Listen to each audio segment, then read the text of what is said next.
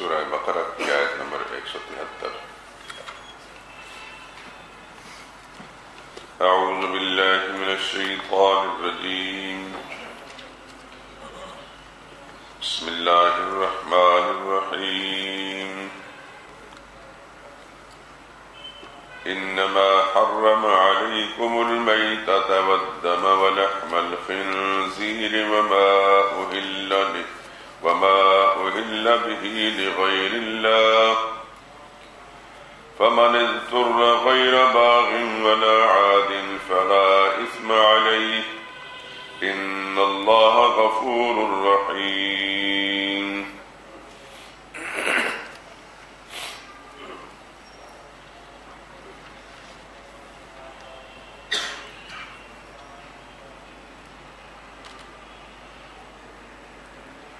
انما حرم علیکم، بات یہی ہے کہ تم پر اس نے حرام کیا ہے، المیتۃ مردہ جانور، والدم اور لہو، ولحم الخنزیر اور گوشت خنزیر کا، وما اور وہ چیز اہل بہ کہ پکارا جائے اس کے ساتھ، لغیر اللہ اللہ کے سوا کسی اور کو، فمن اضطر پھر جو کوئی مجبور ہو جائے، غیر باغ حد سے بڑھنے والا نہ ہو، ولا عاد اور نہ بار بار کھانے والا ہو، فلا اسم علیہ تو اس پر کوئی گناہ نہیں، ان اللہ بلا شبہ اللہ غفور الرحیم بڑا بخشنے والا مہربان ہے۔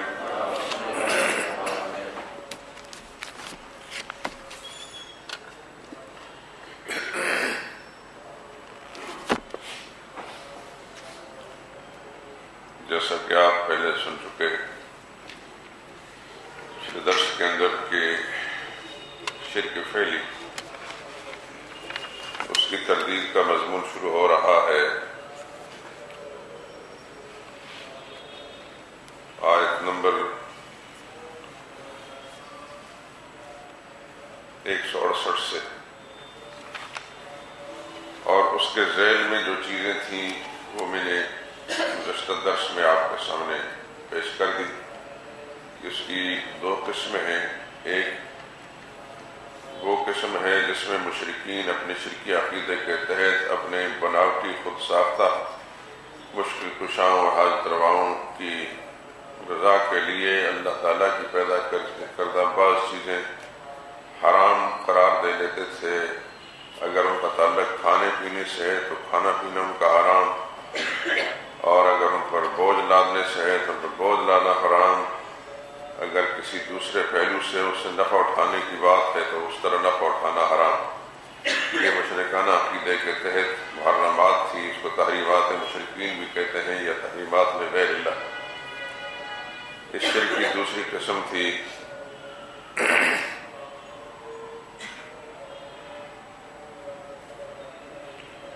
نیازات غیر اللہ، غیر اللہ کے نام کی نیازیں۔ یہ شرک فعلی کی دوسری قسم ہے۔ یہ وہ چیزیں تھیں کہ جو انہوں نے اپنے بناوٹی خود ساختہ اور جعلی مشکل کشاؤں حاجت رواؤں کی رضا حاصل کرنے کے لیے ان کے نام پر کچھ چیزیں بطور نیاز مقرر کی ہوتی تھی، اور ان کا کھانا بھی اور دوسرے کو کھلانا بھی بطور تبرک لے جانا بھی اپنے لیے بہت بڑی نیکی اور سعادت سمجھتے تھے۔ تو قرآن کریم نے ان کے عقیدے کے تحت جو حرام تھی اس کی تردید کر کے حکم دیا کہ وہ حلال ہے، اور جس چیز کو انہوں نے اپنے باطل عقیدے سے حلال سمجھا قرآن کریم نے اس کی حرمت کا اعلان کیا کہ وہ حرام ہے۔ یعنی یوں سمجھیے کہ مشرکانہ عقیدہ کی تردید مقصود ہے، جس کو حلال کہیں گے تم حرام سمجھو، جس کو حرام کہیں گے تم حلال سمجھو، تاکہ اس کے شرکی عقیدے کا رد ہو سکے۔ آپ دیکھتے ہیں کہ زمانہ حال کے اندر بھی جو غیر اللہ کے نام کی نیازیں مانی جاتی ہیں تو لوگ بطور تبرک اس کو کھاتے ہیں، کھلاتے ہیں، لے جاتے ہیں، اور ان کا مقصد یہی ہوتا ہے کہ ہم نے فلاں حضرت صاحب کے نام کی نیاز دی ہے، اور نیاز دینے کا مقصد صرف یہی ہوتا ہے کہ ہماری مشکلیں ہم سے ٹل جائیں اور ہمارے جو مقاصد ہیں وہ پورے ہو جائیں، کیونکہ وہ سمجھتے ہیں کہ اس طرح کرنے سے حضرت صاحب ہم سے خوش ہوں گے تو ہمارے مقاصد کی تکمیل کا سبب بھی بن جائیں گے، اور جو ہماری آنے والی مشکلات ہیں مشکلات کو بھی ٹال دیں گے۔ جب وہ خوش ہوں گے ہماری نیازوں سے تو پھر ہمارے کام بھی کر دیں گے۔ تو چونکہ خالص مشرکانہ عقیدہ ہے، اس واسطے قرآن کریم نے اس کی تردید کی کہ جس چیز کو وہ غیر اللہ کے نیاز کے طور پر نامزد کر دیتے ہیں اس کی خوشنودی یا رضا حاصل کرنے کے لیے، وہ قطعاً حرام ہے، اس کا کھانا بھی حرام، کھلانا بھی حرام، لے جانا بھی حرام۔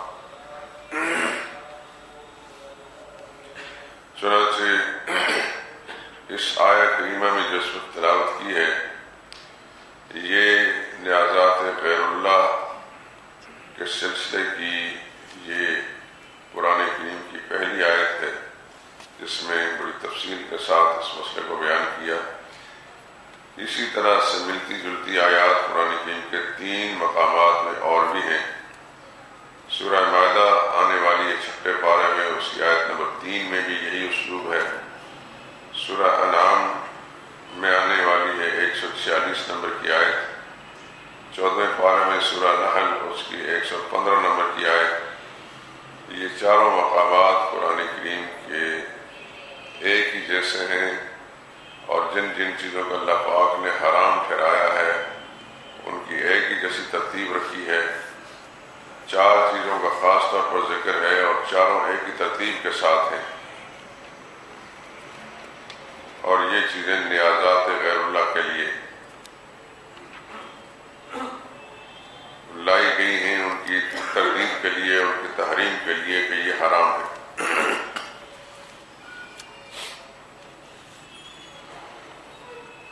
جیسا کہ آپ کے دور میں نیازات غیر اللہ کی ایک مشہور قسم ہے 11ویں شریف۔ یہ جاہل لوگ حضرت شیخ عبدالقادر جیلانی رحمۃ اللہ تعالی علیہ بغداد والے، جو بہت بڑے ولی اللہ کے نیک بندے اور بزرگ تھے، شیطان کے بہکاوے میں آ کر لوگوں نے انہیں حاجت روا اور مشکل کشا سمجھتے ہوئے ان کے نام کی نیاز کے طور پر ایک عمل کرتے ہیں، اس کا نام جوہلا نے 11ویں شریف رکھا ہے، اور پھر اس کے لیے طرح طرح کے انہوں نے عقائد اور صاف کہانیاں جو ہیں گھڑ لی ہیں۔ خاص اس چاند کے حساب سے 11ویں تاریخ جب آتی ہے، اس میں ایک طبقہ جو جانوروں کا دودھ بیچتا ہے، جس کو ہم میں گوالا کہتے ہیں، وہ اس دن دودھ نہیں بیچتے بلکہ وہ سارے کا سارا خالص دودھ لے جا کر مقبروں پر پہنچا دیتے ہیں، اور اپنے خیالات کے مطابق مخصوص مقامات پر پہنچا کر اس کو 11ویں کا نام دیتے ہیں کہ یہ 11ویں۔ اگر کسی نے خالص دودھ پینا ہو تو صرف اسی دن مل سکتا ہے، لیکن چونکہ ہوتا ہے وہ حرام اور غیر اللہ کی نیاز ہوتی ہے، اس واسطے اس کو نہیں کھایا جا سکتا۔ لیکن اگر خالص ہونے کے نقطہ نظر سے دیکھا جائے تو وہی دن ہوتا ہے سارے سال کے اندر جب وہ خالص دودھ ملتا ہے۔ ایسے ظالم ہیں کہ پیسے لے کر ملاوٹ والا دودھ بیچیں گے، دودھ نہیں بلکہ یوں سمجھیں کہ پانی بیچیں گے دودھ ملا کر۔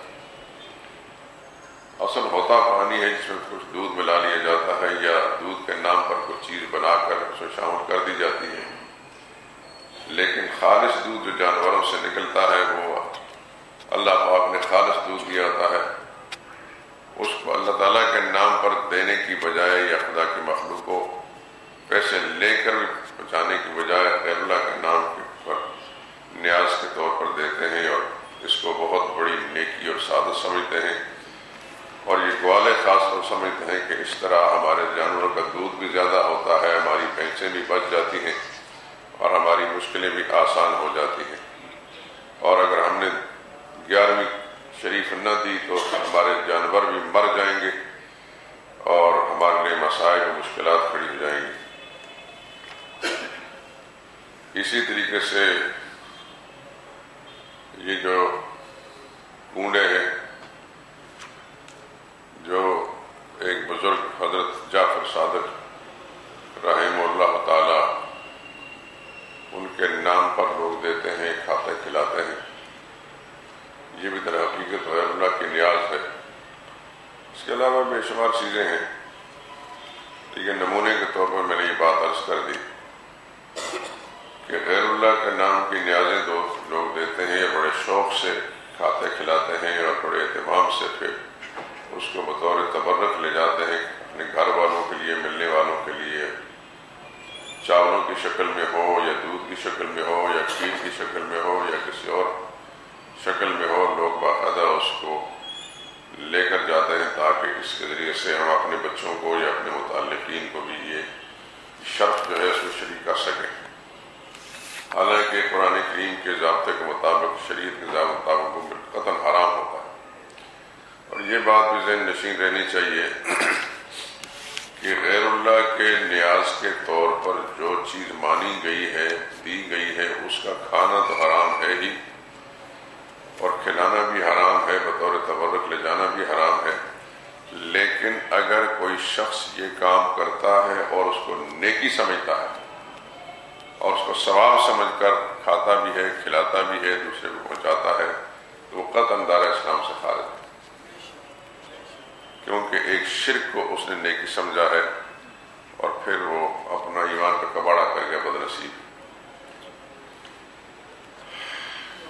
حضرت شیخ عبدالقادر جیلانی رحمۃ اللہ تعالیٰ علیہ بہت بڑے ولی اللہ تھے، کبار اولیاء اللہ میں سے تھے، حنبلی المذہب تھے، امام احمد بن حنبل رحم اللہ کے مذہب کے پیروکار تھے،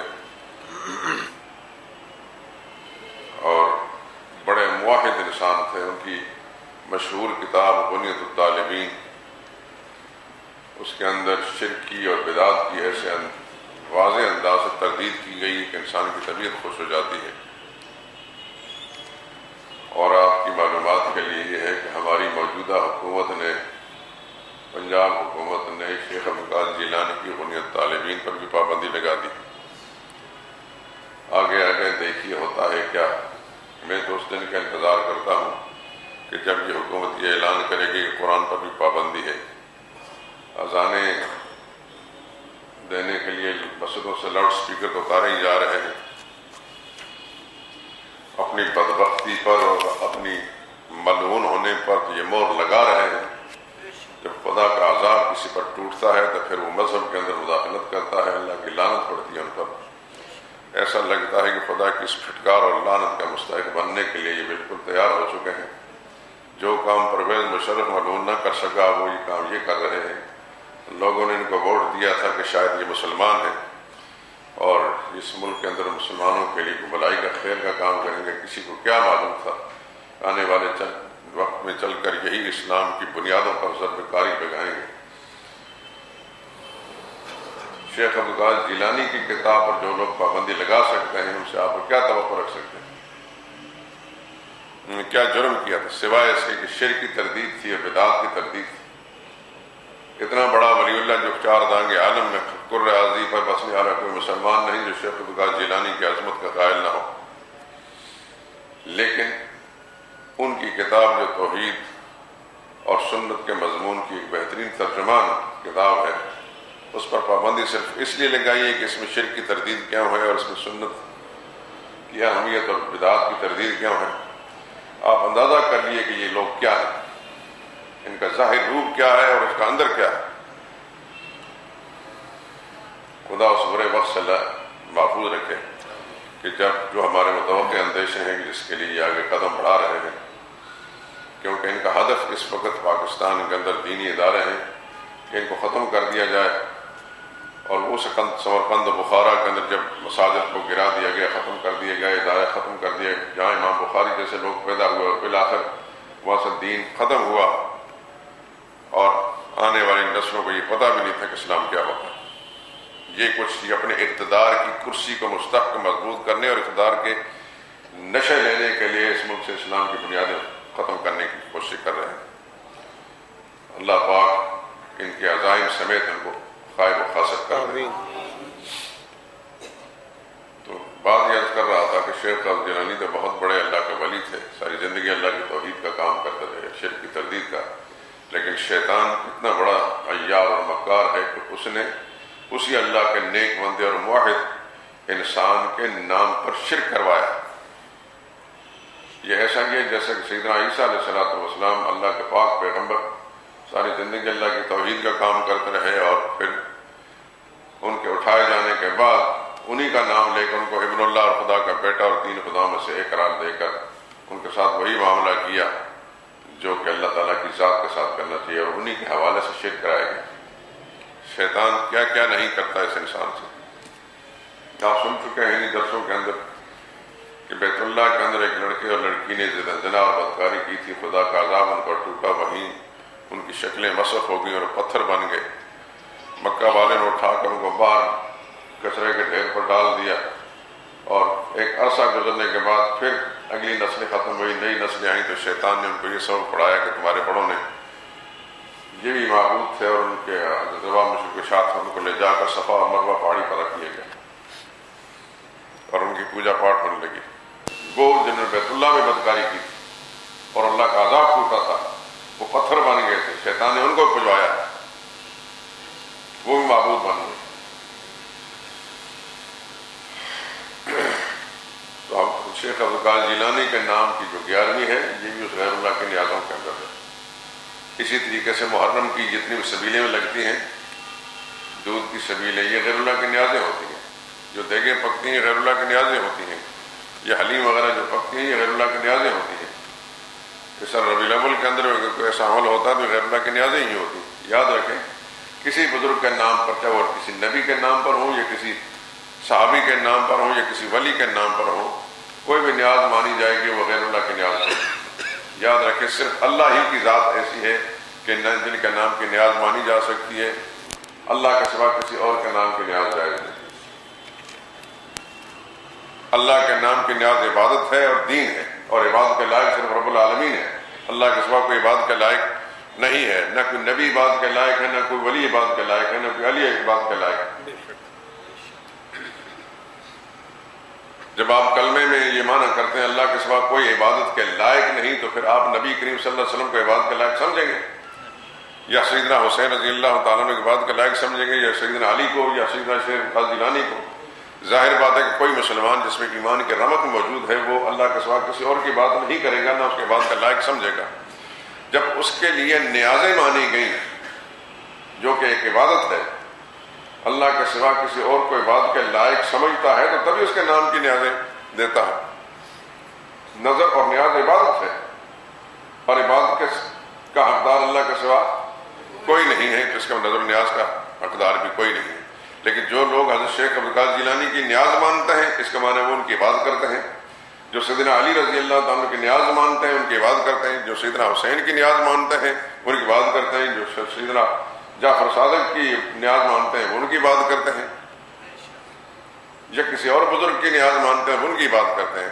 جبکہ ایک مسلمان اللہ کے سوا کسی اور کی عبادت نہ کر سکتا ہے، نہ اس کو جائز سمجھتا ہے، یا تو اس کے کلمے کا اعتبار کوئی نہیں، کسی اور کے نام کی نیاز دیتا ہے اور اس کو جائز سمجھتا ہے، جس کا کلموں سے منافقانہ طور پر پڑھا، کلمے کو نہیں مانتا، کلمے کے اندر ہی اس نے اقرار کیا تھا لا الہ الا اللہ، اللہ کے سوا کوئی عبادت کے لائق نہیں۔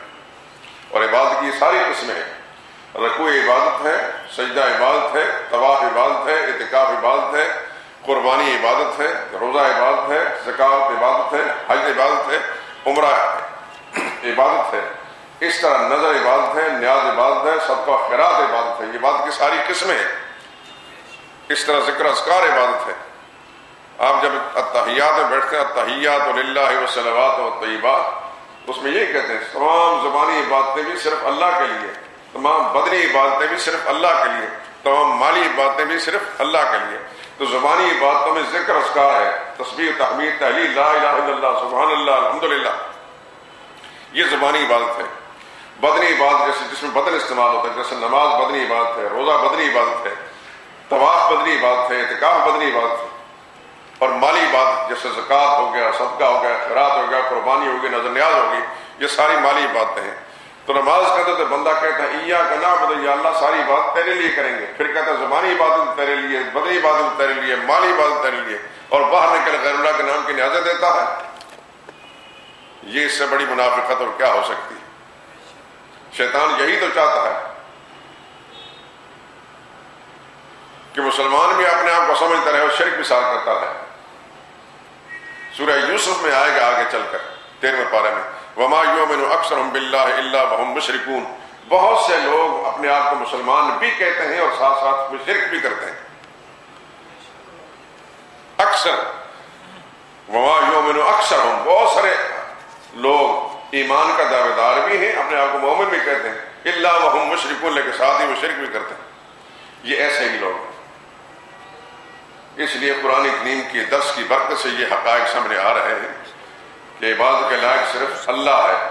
عبادت کی ساری قسمیں، چاہے وہ زبانی ہو، چاہے وہ بدنی ہو، چاہے مالی ہو، اس کا حقدار کون ہے؟ صرف اللہ۔ اس کے حقدار کوئی نبی نہیں، کوئی ولی نہیں، کوئی فرشتہ نہیں، کوئی جن نہیں، کوئی انسان نہیں۔ نبی نبی ہے، اللہ اللہ ہے، اللہ معبود ہے،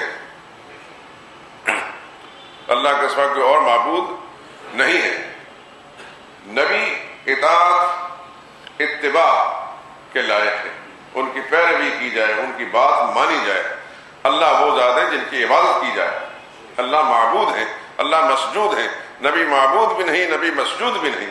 سجدے کے لائق بھی اللہ ہے، اور عبادت کے لائق عبادت کی ساری قسمیں، چاہے وہ بدنی عبادت ہو، مالی عبادتیں ہو، زبانی عبادتیں، سب اللہ ہی کے لیے اور اللہ ہی اس کے حقدار اور مستحق ہے۔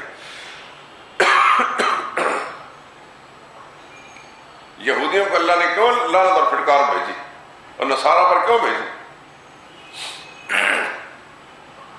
لعن الذین کفروا من بنی اسرائیل علی لسان داؤد و عیسی ابن مریم، اللہ کی لعنت آئی داؤد علیہ السلام کی زبان سے بھی بنی اسرائیل کے کافروں پر، اور عیسیٰ علیہ السلام کی زبان سے بھی لعنت بھجوائی گئی۔ اور قصور کیا تھا؟ نبیوں کو گالی تو نہیں دیتے تھے، عیسائی نے حضرت عیسیٰ علیہ السلام کو گالی تو نہیں دی، نبیوں کو مانا، لیکن مانا اس انداز سے جو نبی کی تعلیم کے خلاف تھا۔ ان کو خدائی کے مقام پر اٹھا کر رکھ دیا، اللہ کی لعنت اور پھٹکار آ گئی ان پر۔ تو یاد رکھیں کہ غلو میں عقیدت جو ہے یہ بھی بعض اوقات انسان کے ایمان کا کباڑہ کر دیتی ہے۔ نبی کو اتنا اس کے ساتھ عقیدت رکھی جائے کہ خدائی کے مقام پر پہنچا دے، یہ کفر ہے، اور عام امتی کو اٹھا کر نبی کا مقام پر پہنچا دے، یہ بھی کفر ہے۔ ہر ایک اپنا مقام ہے، اور خالق اور مخلوق کا تو کوئی مناسبت نہیں۔ خالق خالق ہے اور مخلوق مخلوق۔ اگر تقابل و توازن ہو سکتا ہے تو مخلوق میں ہو سکتا ہے، خالق اور مخلوق میں نہیں ہو سکتا۔ مخلوق میں سب سے اونچا درجہ انبیاء کا ہے، پھر صحابہ کا ہے، پھر تابعین کا ہے، پھر تبع تابعین کا ہے، پھر فقہاء کا ہے، محدثین کا ہے، پھر عام صوفیاء کرام کا ہے۔ یہ درجات ہیں۔ عام کوئی بزرگ صوفی یا کوئی عالم وہ محدثین کے مقام پر شاید نہ پہنچے۔ محدثین کا مقام اونچا، محدثین سے اونچے ہیں فقہاء۔ امام بخاری بڑا مقام ہے، امام ترمذی، لیکن جو ابو حنیفہ کا مقام ہے، امام شافعی کا مقام ہے، امام مالک کا مقام ہے، وہ ان کا نہیں ہے۔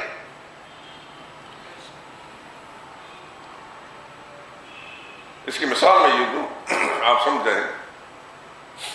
ایک MBBS ڈاکٹر ہوتا ہے، فزیشین ہوتا ہے، میڈیکل اسپیشلسٹ یا سرجن ہوتا ہے، اور ایک میڈیکل سٹور چلانے والا ہوتا ہے۔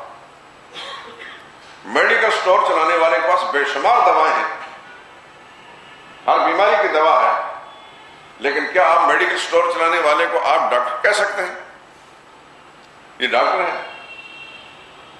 یہ وہ اتنی دوائیں جو کھول کر اتنا بڑا سٹور چلا رہا ہے، وہ ہر دوا کو تجویز کر سکتا ہے کہ فلاں فلاں بیماری کی یہ دوا ہے؟ وہ کون تجویز کرتا ہے؟ جو فزیشین ہے، میڈیکل اسپیشلسٹ، وہ تشخیص کرتا ہے، پھر علاج تجویز کرتا ہے۔ اس کے پاس خود میڈیکل سٹور نہیں ہوتا، وہ صرف کاغذ پر لکھتا ہے، مریض کی تشخیص کرنے کے بعد لکھتا ہے، وہ جا کر میڈیکل سٹور سے لے لیتا ہے۔ ڈاکٹر وہی ہے جس نے MBBS کا کورس کیا ہے، جو فزیشین ہے۔ میڈیکل سٹور چلانے والا ڈاکٹر نہیں کہلاتا۔ لوگوں کے ذہن کے اندر، علاج کا متلاشی لوگوں کے ذہن کے اندر جو مقام MBBS ڈاکٹر کا ہے، وہ میڈیکل سٹور والے کا نہیں ہے۔ اسے دوا تو لوگ خرید لیں گے لیکن اس کو معالج نہیں سمجھتے۔ اسی طرح کا محدثین میں اور فقہاء میں یہ فرق ہے۔ فقہاء MBBS ڈاکٹر ہیں اور محدثین میڈیکل سٹور چلانے والے لوگ ہیں۔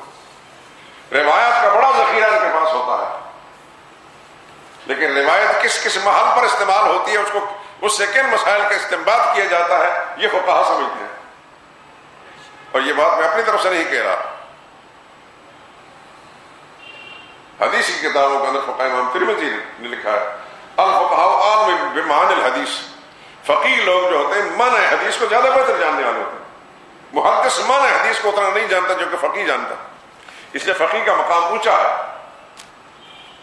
اسی طرح ذہن نشین فرمانے، یہ اس درس کی برکت سے آپ کو یہ سارے امتیازات مل رہے ہیں، یہ عام جگہوں میں آپ کو نہیں ملیں گے۔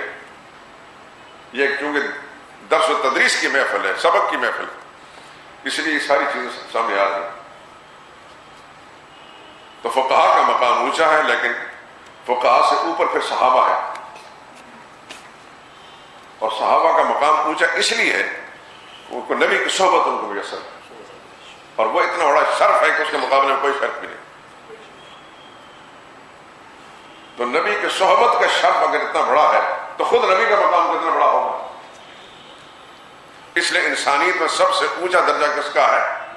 نبی کا ہے۔ نبی سے بڑھ کر انسانیت میں مخلوق میں کسی کا درجہ نہیں ہے، لیکن یہ ساری مخلوق ہے۔ نبی بھی مخلوق، صحابی بھی مخلوق، فقہاء بھی مخلوق، محدثین مخلوق، عام صوفیاء علماء بھی مخلوق، اور ایک خالق ہے، پروردگار عالم۔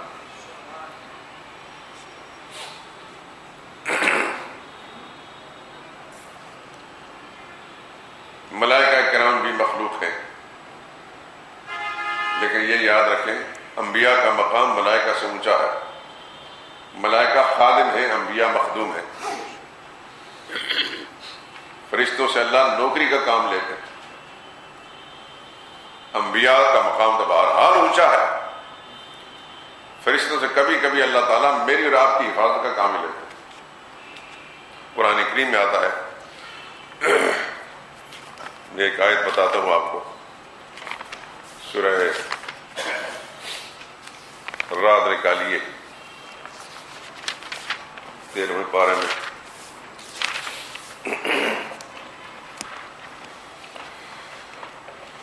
اللہ اکبر۔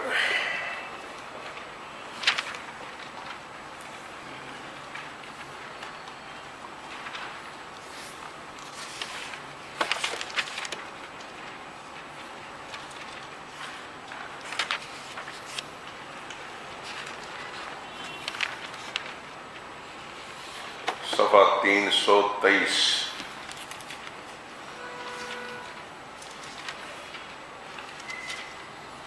آیت نمبر 11۔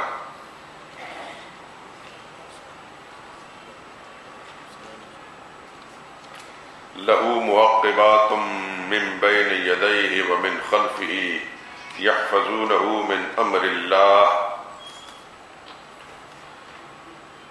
لہو اس اللہ کے معقبات پہرے دار ہیں، پہرے والے ہیں، چوکیدار ہیں، محافظ ہیں، من بین یدیہ اس بندے کے آگے بھی حفاظت کر رہے ہیں، من خلفی پیچھے سے حفاظت کرتے ہیں، یحفظونہ اس کی حفاظت کرتے ہیں، من امر اللہ اللہ کے حکم سے۔ یہ قرآن کریم میں موجود ہے۔ آگے بھی اور پیچھے بھی حفاظت میں لگے ہوتے ہیں، اللہ کے حکم سے بات کرتے ہیں۔ میں اور آپ گاڑی چلاتے ہیں، سائیکل چلاتے ہیں، موٹر سائیکل چلاتے ہیں، اللہ کی حفاظت، اللہ کے پہرے والے ساتھ ساتھ ہمارے چلتے ہیں۔ جس پل اللہ کی طرف سے حفاظت کا نظام اٹھتا ہے اسی وقت انسان حادثے کے شکار ہوتا ہے۔ قرآن کی شاید سے معلوم ہو گیا کہ اللہ تعالیٰ کے پہرے دار اور چوکیدار اور محافظ عام انسانوں کے ساتھ بھی ہیں۔ اللہ ان فرشتوں سے کام لیتے ہیں۔ عام مسلمانوں سے خاص فرشتوں کا مقام اونچا ہے، جیسے جبریل امین ہو گئے، میکائیل، حضرت اسرافیل۔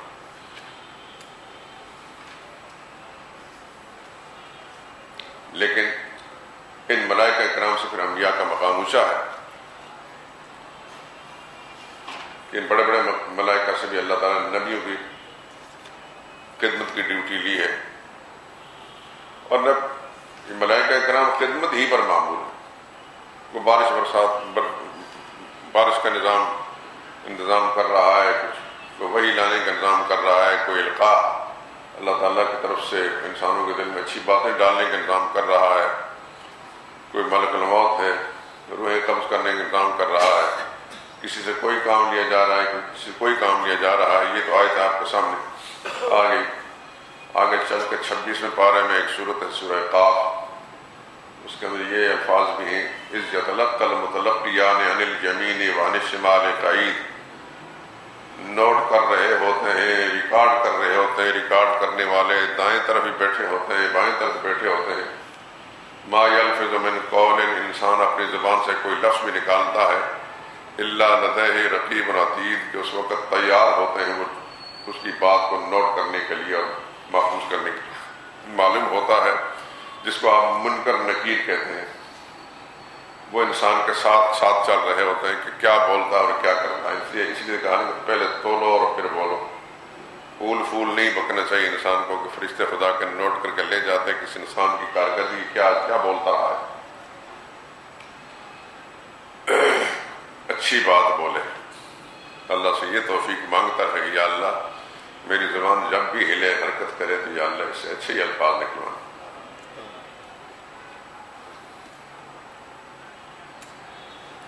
ایک مومن کی شان یہی ہے، اللہ تعالیٰ مجھے اور آپ سب کو اپنی رحمت کے ساتھ ایسا ہی بنا دے کہ ہماری زبان جب ہلے تو اچھے الفاظ بولیں جو اللہ کی رضا اور خوشنودی کا سبب بنے اور خدا کے سامنے ہمیں شرمندہ ہونے سے بچائیں، اور دوسرے مسلمان کے لیے بھی ہم اچھے ہی الفاظ، اچھے ہی احساسات، جذبات رکھیں، اس کے لیے خیر کا کلمہ کہیں۔ رسول اللہ صلی اللہ علیہ وسلم کا فرمان ہے المسلم من سلم المسلمون من لسانہ و یدہ، مسلمان وہ ہے کہ جس کی زبان سے اور اس کے ہاتھ سے دوسرے مسلمان محفوظ رہیں، اس کے ہاتھ سے بھی کسی کو نقصان نہ پہنچے، اس کی زبان سے بھی کسی کو نقصان نہ پہنچے۔ اور زبان کا ذکر پہلے فرمایا اس لیے کہ زبان سب سے زیادہ غلط چلتی ہے۔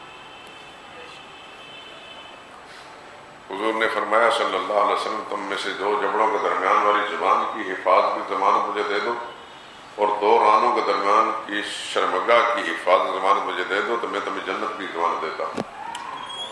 یہاں بھی حضور نے زبان کا ذکر پہلے فرمایا۔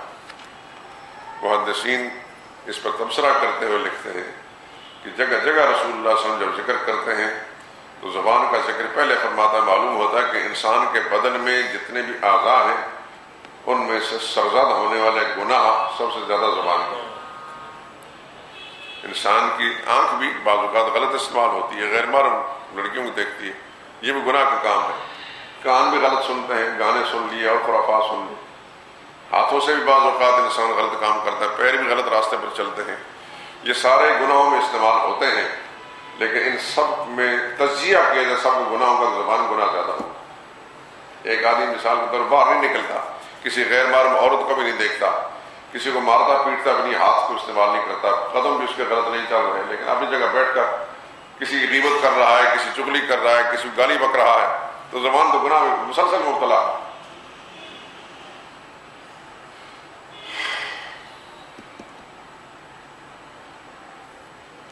تو جب انسان بولتا ہے تو خدا کے فرشتے وہاں بھی نوٹ کر رہے ہوتے ہیں. ان کی ڈیوٹیاں ہیں مختلف. حفاظت اور چوکیداری پہرے داری یہ بھی ڈیوٹی ہے. رات کو آپ سوتے ہیں اور آیت الکرسی پڑھ لیتے ہیں تو خدا کے فرشتے آپ کے گھر کا پہرا دے رہے ہوتے ہیں بغیر تنخواہ کا ملازم رکھے ہوتے ہیں. اور ان کا پہرا اتنا مضبوط ہوتا ہے کہ جو تنخواہ دار ملازم آپ کے ہیں وہ سو جاتے ہیں لیکن یہ نہیں سوتے. اللہ اکبر سبحان اللہ. ایک حدیث مجھے یاد آئی, غالباً مسلم شریف میں روایت ہے کہ ایک غزوے سے جب رسول اللہ صلی اللہ علیہ وسلم واپس لوٹے سننے کی یہ بات, لیکن قرآن کی برکت سے مضمون کوئی تھا تو کہیں سے کہیں چلے گئے, بات نکل گئی کہیں, پھر آئیں گے واپس انشاءاللہ اس طرف.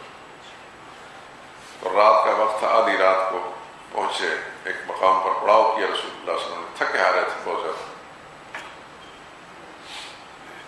رسول اللہ صلی اللہ علیہ وسلم بھی آرام فرمانے لگے اور رسول اللہ صلی اللہ علیہ وسلم نے حضرت بلال حبشی کو رضی اللہ تعالیٰ عنہ مامور کر دیا, ڈیوٹی لگا دی کہ بھئی تم نے جاگنا ہے, اور کیونکہ تھکے آ رہے ہیں, رات کا اکثر بیشتر حصہ گزر چکا ہے, کہیں صبح کی نماز نہ نکل جائے ہم سے, نماز کے وقت آپ نے جگانا. سیدنا بلال رضی اللہ تعالیٰ عنہ ایک جگہ ٹیک لگا کر بیٹھ کے کہ میرے آقا کا حکم ہے کہ سونا نہیں, ٹیک لگا کر کھڑے ہو گئے یا بیٹھ گئے, جاگ رہے ہیں جتنا بھی ممکن تھا, لیکن آخر انسان ہے. سبحان اللہ. ایک صرف اللہ ہی کی ذات ہے جس کو اونگ نہیں آتی, نیند نہیں آتی. انسان کتنا بڑا کیوں نہ ہو اس کو نیند آئی جاتی. اور ڈیوٹی ہے رسول اللہ آقا کی, محمد مصطفیٰ صلی اللہ علیہ وسلم ڈیوٹی لگائی ہوئی ہے. بھائی ہم تھکے ہارے وہ بھی تھے, بس آنکھ لگ گئی ان کی اور سو گئے, باقی لیٹے ہوئے آرام کر رہے ہیں. صحابہ کرام بھی اور خود نبی کریم صلی اللہ علیہ وسلم بھی. حضرت بلال اس طرح ٹیک لگا کر بیٹھے ہیں اور آنکھ لگ گئی, تاں کہ صبح کی نماز کا وقت بھی نکل گیا. جب سورج نکلا تو رسول اللہ صلی اللہ علیہ وسلم کے چہرہ انور پر اس کی روشنی پڑی تو حضور سب سے پہلے جاگے.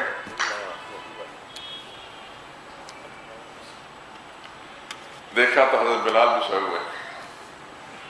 رسول اللہ صلی اللہ علیہ وسلم فرمایا, بلال میں نے تمہیں ایک کام لگایا تھا, تم نے یہ کیا کیا؟ سبحان اللہ. سیدنا بلال نے عرض کیا, یا رسول اللہ, جس خدا نے آپ پر نیند طاری کر دی, خدا نے مجھ پر نیند طاری کر دی. اللہ اکبر. انسان عاجز چیز ہے. انسان سو جاتا ہے, کتنا بڑا انسان کیوں نہ ہو, نیند آ جاتی ہے. خدا کے فرشتے نہیں سوتے. اور پھر ڈیوٹی لگانے والا بھی اللہ ہو کہ تم نے اس گھر کی حفاظت کرنی ہے, کیونکہ اس گھر والے نے میرا کلام پڑھ کر میرے حوالے کر دیا ہے آیت الکرسی پڑھ کر. اب کیسے ہو سکتا ہے کہ کوئی چور اور ڈاکو اور جنات میں سے کوئی موذی چیز جو ہے اس گھر والے کو, اس کے املاک کو نقصان ہو جائے. افسوس کہ ہم اللہ کے وعدوں سے اور اللہ کے نبی کی تعلیمات سے پھر گئے. ہمیں اپنے خیالات پر یقین ہے, اپنے ناقص جو منصوبہ بندیاں ہیں اس پر اعتماد ہے, لیکن اللہ اس کے رسول کے ارشادات پر, اس کے وعدوں پر یقین نہیں ہے. اس لیے سوائے خسارے کو کچھ بھی نہیں. میں نے آپ سے عرض کیا تھا, شاید جمعے پر بھی بات میں کہی تھی, میں اپنی گاڑی کو تالا نہیں لگاتا. خدا میرے یقین میں اور پختگی پیدا کر دے اور آپ کو بھی پختہ یقین نصیب فرمائے. لیکن بات صرف یہ ہے کہ پہلے انسان اپنے آپ کو ٹٹولے کہ اندر کی کیفیت کیا ہے, میرا اللہ پر ایمان کتنا, پھر میرا اللہ حفاظت کرتا ہے اسے. یہ دنیاوی تالے جو ہیں یہ اسباب ضرور ہیں, یہ میں نہیں کہتا کہ آپ یہ کام نہ کریں, ضرور کریں, لیکن ان پر بھروسہ نہ کریں. بھروسہ اللہ کی ذات پر. میرا اللہ وہی معاملہ کرتا ہے جیسے اللہ تعالیٰ سے امید رکھی جاتی ہے. خیر اللہ سوتے نہیں اور اللہ کے بھیجے ہوئے بھی سوتے نہیں, وہ جاگ رہے ہوتے ہیں. انسان سو جاتا ہے چاہے نبی کیوں نہ ہو، نبی پر بھی نیند طاری ہو جاتی صلی اللہ علیہ وسلم۔ تو ملائکہ کرام کی مختلف ڈیوٹیاں، وہ ڈیوٹیاں سر انجام دیتے ہیں۔ بات ہو رہی تھی غیر اللہ کے نیاز کے معاملے میں کہ سیدنا شیخ عبدالقادر جیلانی رحمۃ اللہ کے بار اولیاء اللہ میں سے ہیں، بہت بڑے ولی اللہ ہیں۔ کتنے بڑے ولی اللہ ہیں کہ انہی کے ہم مذہب ایک عالم نے کتاب لکھی ہے اپنے ہم مذہب علماء کے اور فقہاء کے حالات پر، 4 جلدوں میں بڑی ضخیم کتاب ہے، اس کا نام ہے طبقات الحنابلہ۔ حنبلی مذہب کے جو بڑے بڑے فقہاء اور محدثین اور علماء گزرے ہیں ان کی طبقات، درجات لکھے ہیں، عربی میں ہے کتاب۔ اس کے اندر شیخ عبدالقادر جیلانی رحمۃ اللہ تعالیٰ کا تذکرہ بھی ہے، اور اس کے اندر لکھا ہے کہ ان کی کرامات، یعنی ایسے صاحب کرامت بزرگ گزرے ہیں، حد تواتر تک پہنچتی ہیں۔ تواتر یعنی کہ اتنے بے شمار کرامات ان کی تھی کہ انسان حیران رہتا ہے، لیکن کرامت ہی ہے، اور مسئلہ آپ سمجھ چکے ہیں، کرامت کسی ولی کے اختیار میں نہیں ہوتی، صرف اس کی شان بڑھانے کے لیے اللہ اس کے ہاتھ پر ظاہر کر دیتے ہیں، لیکن اس کے اپنے اختیار میں نہیں ہوتی۔ جیسا کہ نبی کی شان کو بڑھانے کے لیے اللہ معجزہ ظاہر کر دیتے ہیں، اس کے اپنے اختیار میں نہیں ہوتا۔ کرامات ان کی بے شمار ہیں ان کی شان اور رتبے کے لیے، لیکن کہ ان کے اپنے اختیار کی کوئی چیز بھی نہیں تھی۔ تو بڑے ولی اللہ ہیں، لیکن انہوں نے ساری زندگی توحید کی تعلیم دی، شرک کی تعلیم نہیں دی۔ اب ان کے نام پر کوئی شخص 11ویں دیتا ہے، 11ویں کھلاتا ہے، تو وہ ان کے ساتھ ظلم کرتا ہے۔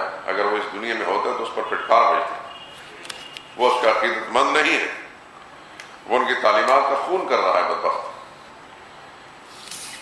بات عرض یہ کر رہا تھا کہ یہاں سے نیازات غیر اللہ کا مضمون شروع ہوتا ہے۔ انما حرم، یقین اللہ نے حرام کی ہے، علیکم تم پر، المیتہ مردار جانور حرام کیا ہے۔ مردار کسے کہتے ہیں؟ وہ حلال جانور جو از خود مر جائے اور اس کو شرعی طریقے کے مطابق ذبح نہ کیا جائے، اس کو مردار کہتے ہیں۔ کہیں بلندی سے گر کر مر گیا، یا کسی بیماری سے مر گیا، یا پتھر لگ کر مر گیا، وہ سینگ لگ کر مر گیا، کسی درندے نے اس کو پھاڑ کھایا اور ذبح کرنے سے پہلے روح نکل گئی، ساری شکلوں کے اندر وہ حلال جانور کیا ہے؟ حرام ہے۔ اس کو کہتے ہیں میتا، مردار۔ اللہ نے فرمایا تم پر مردار حرام ہے۔ یہ 4 چیزوں کا ذکر ہے، اور چوتھی چیز جو نیازات غیر اللہ کے ذیل میں آتی ہے، باقی 3 کا ذکر تو طبعاً ذکر کرتے ہیں کہ یہ بھی حرام ہے، یہ بھی حرام ہے، یہ بھی حرام ہے، اور یہ بھی سمجھو یہ بھی حرام ہے۔ اس کی تفصیل انشاءاللہ اگلے 10 میں پڑھیں گے۔ سبحانک اللہم و بحمدک، اشہد ان لا الہ الا انت۔ آج میری طبیعت خراب ہونے کے سبب سے میں ناغے سے بچنے کے لیے بیٹھ گیا، تو چلو کچھ نہ کچھ فائدہ تو ہو ہی گیا۔ کچھ ایسی باتیں بھی آ گئی درس کے اندر کہ جو عام طور پر سننے کا موقع نہیں ملتا درس کی برکت سے۔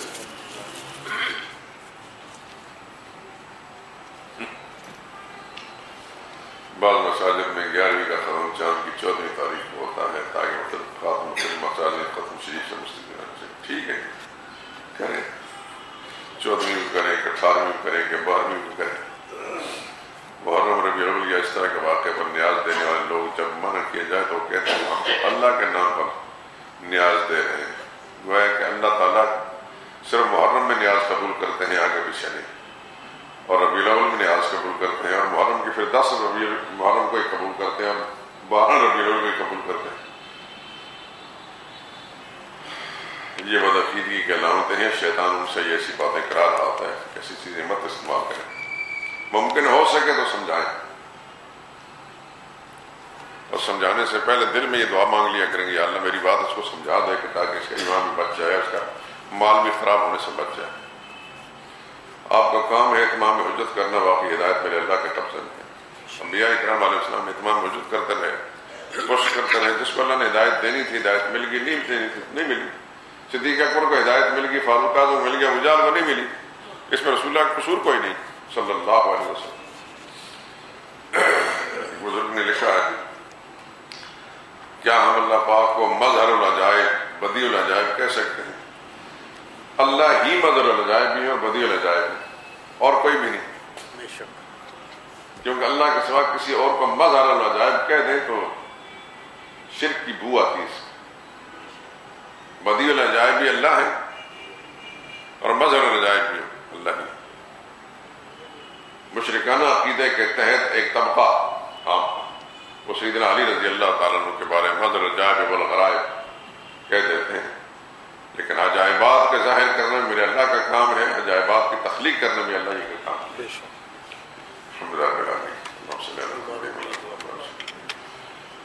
یا اللہ قرآن کریم کے نور سے ہمارے دماغ کو نور فرما، اس کی تعلیمات سے ہمارے کو مقابلات فرما۔ یا اللہ قرآن کریم کی ہدایت میں ہماری صلاح دے ہر مسلمان کے دلوں کو، یا اللہ توحید اور سنت کے انوارات سے مروت فرما دے، اور سب کے دل و دماغ سے اور عقائد نظریات سے اور گھروں سے بھی، معاملات سے بھی شرک اور بدعات کو خارج کر دے۔ اے اللہ ہر گھر کو تو شرک اور بدعات سے اور منکرات سے اور ناپسندیدہ رسومات سے یا اللہ پاک فرما دے، بچوں کو بھی، بوڑھوں کو بھی، بچیوں کو بھی، خواتین کو بھی، یا اللہ سب کو اپنے عقائد و نظریات قرآن کے مطابق درست کرنے کی توفیق نصیب فرما۔ جن جن گھروں کے اندر یا اللہ یہ بیماریاں ہیں اللہ تو نکال دے، یا اللہ قرآن کی روشنی پھیلا دے۔ گھر کے جتنے بھی ذمہ دار لوگ ہیں یا اللہ ان کے دل میں اس بات کی اہمیت ڈال دے کہ قرآن کو سیکھیں اور پھر اس حقیقت کو گھر کے اندر نافذ کر سکیں، اور گھر کے اندر جو شرک و بدعت کی تاریکی ہے اس کو توحید و سنت کی روشنی سے تاریکی کو ہٹا کر وہاں روشنی پھیلا سکیں۔ الہ العالمین ہر مسلمان کی اجازت پوری فرما، مشکلیں آسان فرما، جتنے بیمار ہیں یا اللہ سب کو صحت کاملہ عطا فرما۔ میری اہلیہ بھی بیمار ہیں اور ایک بچی بھی، گھر کے اور بہت سارے کچھ افراد تقریر اور غارب میں بیمار ہیں، سب کے لیے دعا کریں اللہ سب کو صحت کاملہ نصیب فرما۔ یا اللہ سب کی روحانی جسمانی بیماری دور فرما، مشکلیں آسان کر دے۔ جتنے درس کے ہمارے شریک ساتھی ہیں سب آپس میں ایک دوسرے دعا کریں اللہ تعالیٰ سب کی جسم و جان کی حفاظت فرمائے، ایمان کی حفاظت فرمائے، اہل و عیال کی حفاظت فرمائے، املاک کی حفاظت فرمائے، اور جتنے فتنے ہیں اس زمانے میں یا اللہ سب کو فتنوں سے محفوظ فرمائے۔ اے اللہ عقائد و نظریات کے لحاظ سے یا دوسرے معاملات کے لحاظ سے جو فتنے منہ کھولے کھڑے ہیں ہمارے دین و ایمان کو خراب کرنے کے لیے، ہمارے نظریات کو برباد کرنے کے لیے، یا اللہ ان سب فتنوں سے ہمیں ہماری حفاظت فرما۔ اے اللہ شیطان کے شر سے حفاظت فرما۔ اے اللہ جتنے ہمارے ساتھی بیمار خود ہیں یا ان کے عزیز و اقارب ہیں یا گھروں میں خواتین ہیں یا بچے ہیں، سب کے لیے دعا کریں اللہ تعالیٰ سب کو شفا کاملہ نصیب فرمائے۔ اے اللہ اس ملک پر مسلط جو طبقہ ہے، اے اللہ اس وقت تک جو صورت سامنے آ رہی ہے اس سے یہی اندیشے پیدا ہو رہے ہیں کہ شاید یہ اسلام کا نام مٹانے کے لیے مدارس مساجد کے پیچھے پڑے ہیں۔ یا اللہ تو ان کی نیتوں سے واقف ہے، اگر نیتیں ان کی ایسی نہیں ہیں تو پھر جو ظاہری طور پر عمل کر رہے ہیں یا اللہ اس سے بھی ان کو بچا اور یہ غلط کام کرنے سے محفوظ فرما، اور اگر ان کے عزائم خراب ہو چکے ہیں یا اللہ ان کو جلدی فارغ کر دے، جلدی ان سے نجات عطا فرما۔ جو تیرے علم میں یا اللہ اس ملک کے لیے بہتر ہیں، تیرے دین کے لیے مخلص ہیں، یہاں کے عوام کے لیے خیر خواہ ہیں، یا اللہ ایسوں کو ہمارا حاکم بنا دے۔ دنیا بھر میں یا اللہ اسلام کے خلاف اور اہل اسلام کے خلاف، قرآن اور قرآن کی تعلیمات کے خلاف جو تحریکیں چل رہی ہیں، جو عزائم ہیں، یا اللہ اس سے پہلے بھی تو ایسے متکبرین کو، ایسے مفسدین کو تو پیوند زمین کرتا رہا، اے اللہ ان کو مٹاتا رہا۔ آج بھی تو اسی قوت کا مالک ہے، آج بھی ان کو خائب و خاسر کر دے، ناکام